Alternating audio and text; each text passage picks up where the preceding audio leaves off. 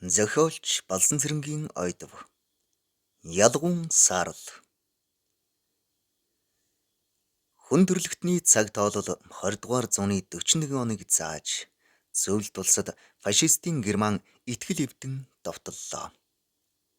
Монгол орон даяар фронтын шугамд амирсан тэмцэж яваа зөвлөлтийн улаан аримд туслах аян өрнөж бүхнийг фронтт хэмээх урайн дор айл болгон өвөртөө юу байдгаан тэмтэрв. Аймгийн төв дээр фронтод бэлэг хүлээн авах улаан туг намруулсан том цагаан гэрүүд дүнхийж адуу малаан тууж авчирсан ард иргэд түүнийгэм бэлгийн фондод бүртгүүлэх гэж бужигна. Тэгтэл хүмүүсийн дунд дайчин бэйсийн дарь сүрэн ирж явна гэх яриа тархав. Ардын засаг ялан мандснаас хойш айл болгоны герт үдшээр зул жаргатал яригддаг байсан үлгэр домгийн амьд баатрыг харах гэсэн хүмүүс алив нөгөө цуутаяр хаана байнв хэмээн бие бинийгээ дайрчих шахан өндөлцөн. Гэвч тэд зургийн юм шиг сээлбэр төрхтэй 6 ижил зүсмийн морь хөтөлж ирсэн атгар хөх өвгнийг хараад өө энэ гэж юу? Цуутай сайн эргээд байсан чинь байдгал нэг өвгөн байна шүү дээ гэж шивнэлдэв. Харин юм үзэж нүд тайлсан ахмаг насны хүмүүс цагийн сайханд энэ хүн цахар 8 хошуунд манжин 9 эрв даваад гарч ирсэн хуухтай ир шүү. Дайчин бэйсийн хошууг 3 удаа өлсгөлөнгөөс аварсан хүн дээ. Засаг ноён нь энэ хүнийг дархалж байсан юм гэнлээ гэж хөөрөлдөцгөөнө. Өвгөн дарь сүрэнгийн хөдөлж ирсэн 6 тооны адуу чухам хүү дайны тугал дэлэн дээр нь залж явмаар хийц галбирн зурааж тодорсон ёстой л адууны манлай аргамгийн тэнгэрүүд байлаа. Морь сайн шинждэг зарим нэг нь бид хараач. Сайн иргэдэг цаана өөр юм аа. Хөтөлж ирсэн морьдийнэ. Хавирган зурааж, толгойн данхааж, хулан чихэн жадны гэлбэр шиг босоод нүд нь хурц мэс шиг завчлан байгаа нь даанч бахталтай гэж шүүр салдцгаана. Өвгөн дарь сүрэн чон хөөж авалдаг ялгуун саарл тэргүүтээ 6 мордон фронтод бэлгэлэхтэй. Миний мордыг заавал фронтод хүргэн шүү. Дайны ард талд үлдээж толгоны хар ажилд бүү зүтгүүлээрэ гэж амжилан захилаа. Монголоор ус цас шиг ярддаг Орос дарга инээд алдан байж алгаан дэлгээд таны энэ сайхан морд фронтын тэргүүн шугамд очиж ам тэмцэн зүгтж яваа фашистын араас элдэн хөөх эрлэхэг Орос цэргүүдийн унаа болно. Та санаа зовлтгүй гэсэн баатарлаг үгээр мэлаахад өвгөн дарь сүрэнгийн сэтгэл нэгэнтээ амрав. Эрхүүгийн өртөөн дээр талын Монголоос намхан биетэй чирэг морд атсан уурын гал тэрэг ирж зогсох үед өөр уурын тэргүүд наашаа зөрөөд л Улаанбаатар руу адууны шинхэг ханхлуулан ар араасаа цоврч байсан цаг. Хөөрхий бидний буйнд сүрэг хард цөлөгдөж байгаа адуусны зүүн совингоор мэдчихэд уурын тэрэгний төмөр чингэлэг рүү чихэлтэн орохдоо хөх маха бөмбөлзүүлэн чичирч хамар нармайга тажигнуулаад хачин гунигтайгаар үрсэн янцгаалдж байв. Харин ийм гунигийг өвгөн дарь сүрэн нүдэрэн харах боломжгүй боломж гарлаач харахыг үл хүснэ. Яагад гэвэл түүний морд фронтын шугамд баатарлагаар амиа өгөх гэж яваа. Гэвч энэ удаагийн ачлага фронт руу зүгэлсэнгүй 500 гаруй агт очсон уурын тэрэг өргөн Сибирийг зорин хөдөлж 2 хоногийн дараа өртөөн дээр хүрвэ.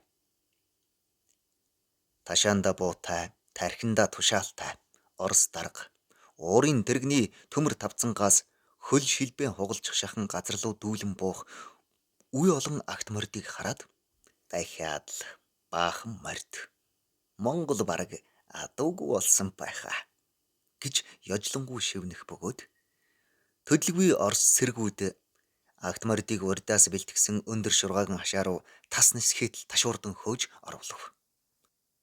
Чингээд тааны үнрээс холдоод Бойны үнэрт эвгүйцсэн ардаг тарган мордыг тайвшрах сөхөө өглгүүгээр захаас нь ахуулаад улаан нэлий болтон нядлан төхөөрч төдөлгүй уур савссан гулууз махнууд бэлэн боломгц. Баруун зүг хөдлөх уурын тэргэнд ачааллаж эхлэх нь тэрэ.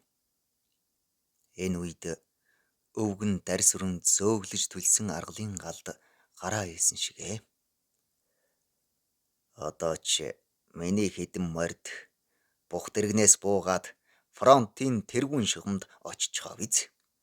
Баатарлаг Орос цэргүүд дайралтанд орохоор нуруунд дээр нь хасаг эмээл тохож угаа.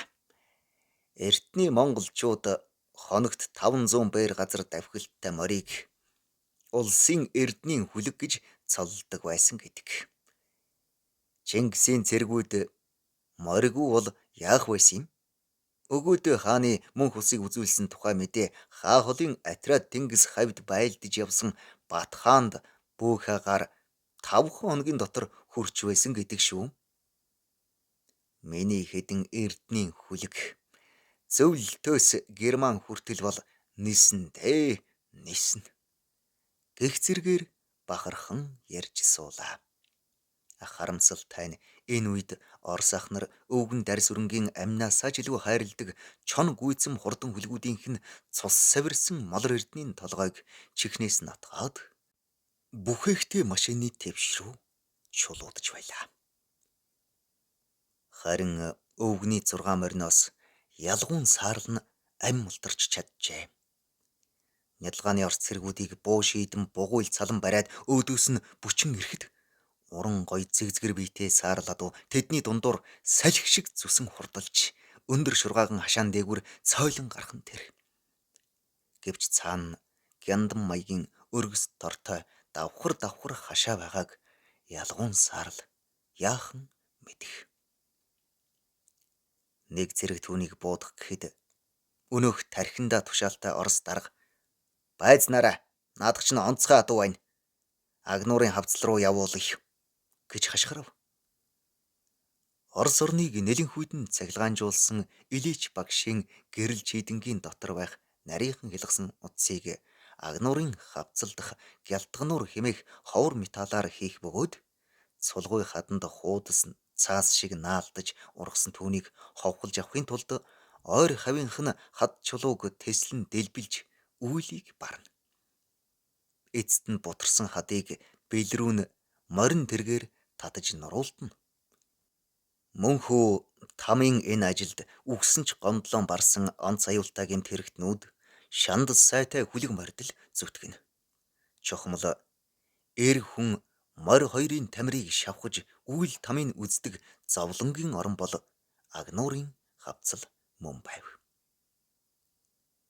Эрмэг адууны шанцыг харуулж их зөндөр хашаан дээгүр дүүлж гарсан ялгуун саарл мөнгөн усны хий агаарт дэгдсэн агнуурын хавцалд нэг л мэдэхэд хүргэгдэж ирсэн байлаа. Энд ажиллаж буй эрүүгийн гэмт хэрэгтнүүдийн хамгийн бие сайтай нь 3 сар болоод амиа хорлож эсвэл ажилдаа нуг дарагдан таалал төгсдөг бол аварга том тэрэгцэртэй хад чулууг уулнаас зөөдөг морд ердөө ганц сар зүтгээд л яс арьс болоод амьсгалах хураана. Хоол хүнс хомс нөхцөлд 5 хүний хийх ажлыг нэг өдөрт хийдэг ялтнууд мордын амд угалсан ууттай овёоснаас атгаж аваад устай зуураад идэж орхих тул тэжээлийнхээ тэн хагасыг ялтанд алдсан морд хариугүй туйлдж эцсийн хүртэл гуринхалж зүтгэсээр нэг л өдөр зудны сарлаг шиг хөллөгөөтэй чигээрээ нүд анина. Оросын ачааны үйлдвэрийн том биетэй тоомсог морд бол хамгийн түрүүнд мажин. Байнга тэжээлгэж сурсан тэдгээр адгуус амдах овьяаснаас нь атгаж авах гэсэн ялтнуудтай яг л хүн шиг хоолоо булаацалдан хазж өшгөлөн хайрч дангарын тэмцэлдэхэд ич цаг ямагт сулдан дараацсаар нэг л өдөр данхар том толгойгоор газар хүчтэй гуйдан савж унана. Харин тал нутгаас хүрэгдэж ирсэн ялгуун саарл нормын овьяасаа хэдийгээр ялтнуудад булаалгасан ч гэлээ эрмэг хурц дуурайгаараа цас малтан өвсний үндсийг ухан зулгааж гол онцоогооно.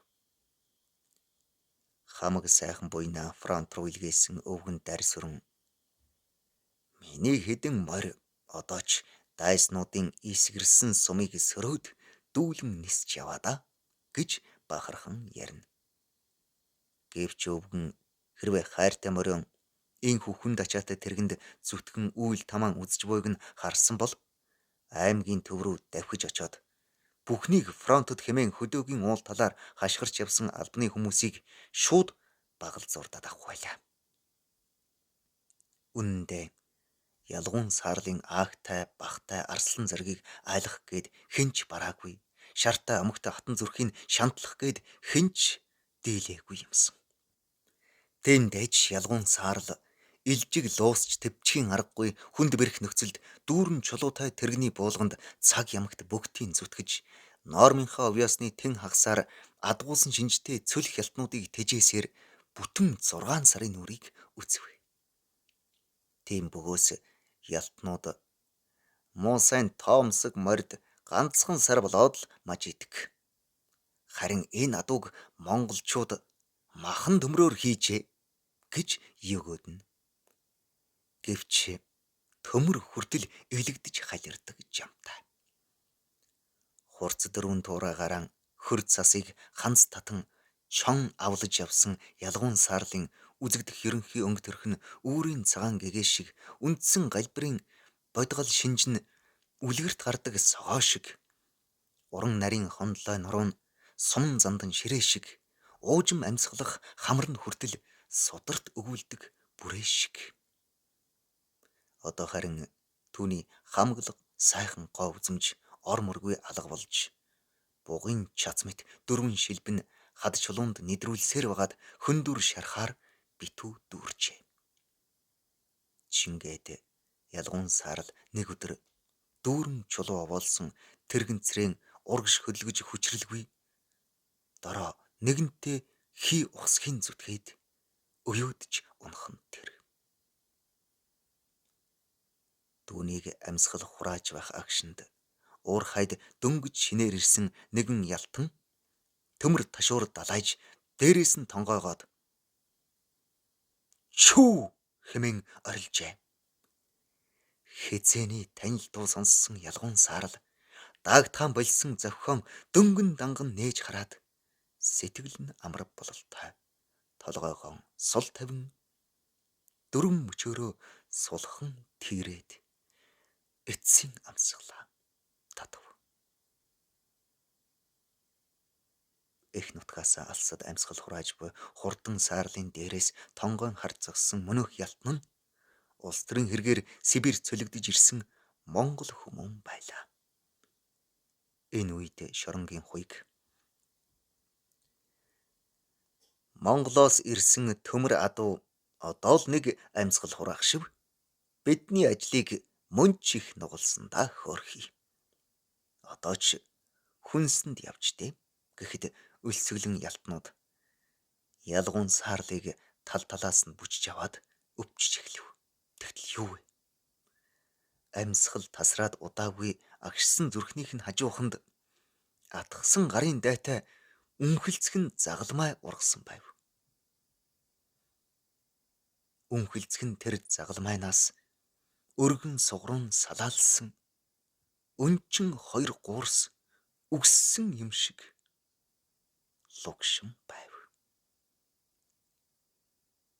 Бүүцэгд гуурст хүлэг алчглаа. Эзэн хатгсан нүгэлт биднийг тэнгэр нэргэг гэж шоронгийн хуйг хашгирав. Гурын хатсан чон шиг өлсгөлэн ялтнууд ингэжл 300 жилд ганц удаа тохиодог гуурст хүлгийн маань амийг тасалж орхисон байв. Унах баатар нь төрөөгүй байхад өвдөст хүлгэн төрчихдөг. Эмээллэх баатар нь төрчгөөд байхад эрднийн хүлгэн төрдөггүй. Ийм гачлан байдгийн гинлээ. Их түүхийн нугачаанд харин эзэн Чингисийг хаан болгоход 92 загал нь төрсөм гинлээ. Их Монгол улс мандсэм гинлээ. Энэ цагаас хойш живаад ганц тохиох Эрмгий баатар шандст хүлэг 2 ихэр заяанд төрөлгүй өмнө хойноо зөрөлдсөөр эзэнт улс маань алгуур задран бутарсаар эзэрхэг манжийн гарт эзлэгдсэн юм гинлээ. Удаж удаж тэгээд 200 жил таржлаад удамт хүний үр сүйдгүүний унга угшил юм таарахгүй учрах тавилангүй дуншсаар ухаант жанжин сүхийг хувьсгал мандуулах үед ухаа хонгор марин төрсөн юм гинлээ. Улс Монгол хэсхэн зур сэргсэн юм гинлээ. Унах баатар нь төрөөгүй байхад өвдөст хүлгэн төрчихдөг. Эмээллэх баатар нь төрчхөөд байхад эрднийн хүлгэн төрдөггүй. Ийм гачлан байдаг юм гинлээ.